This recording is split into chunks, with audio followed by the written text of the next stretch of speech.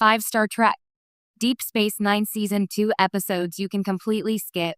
Season 2 of Star Trek. Deep Space Nine is where the series truly starts to find its voice.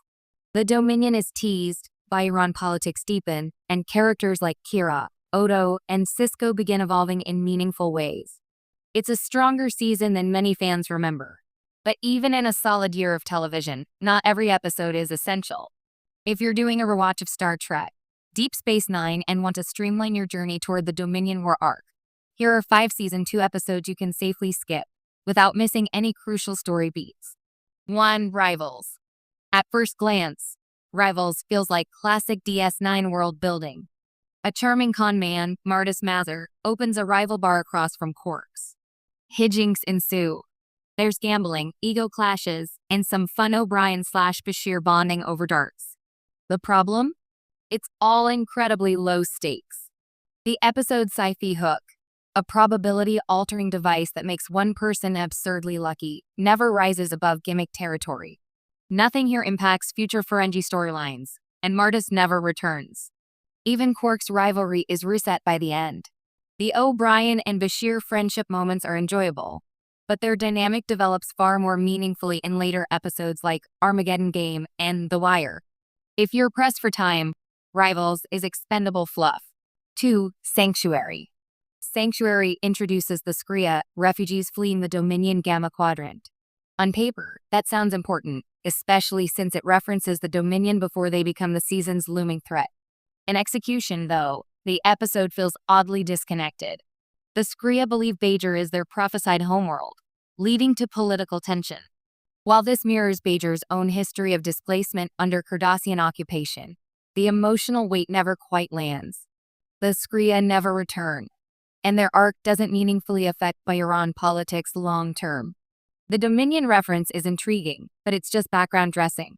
Later episodes like the Jem'Hadar handle the Dominion introduction with far more power and consequence. If you're focused on the bigger narrative, this one can be skipped. 3. Second Sight. Second Sight attempts to give Commander Sisko a romantic storyline, something the series struggles with in its early years.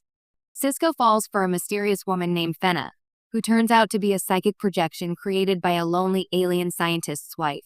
It's a concept-heavy episode that leans into classic Star Trek allegory. Unfortunately, it's also emotionally hollow. Sisko's romance doesn't feel organic, and because Fenna isn't real, the relationship evaporates without lasting consequences. The episode doesn't deepen Sisko's grief over Jennifer's death in any meaningful way, nor does it set up future relationships. Compared to later explorations of Sisko's personal life, especially in Season 3 and beyond, Second Sight feels like a narrative cul-de-sac. 4. Paradise.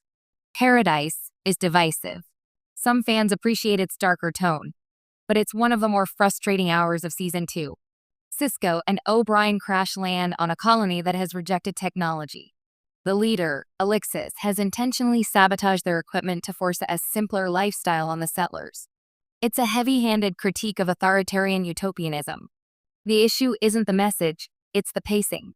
The episode spends a lot of time reiterating its central conflict without adding new layers. Alexis is an effective antagonist, but the moral dilemma lacks nuance. There's no long-term fallout, and the colony is never revisited. While it's thematically bold, it doesn't connect to the season's broader arcs. On a tight rewatch schedule, you won't lose anything vital by skipping it.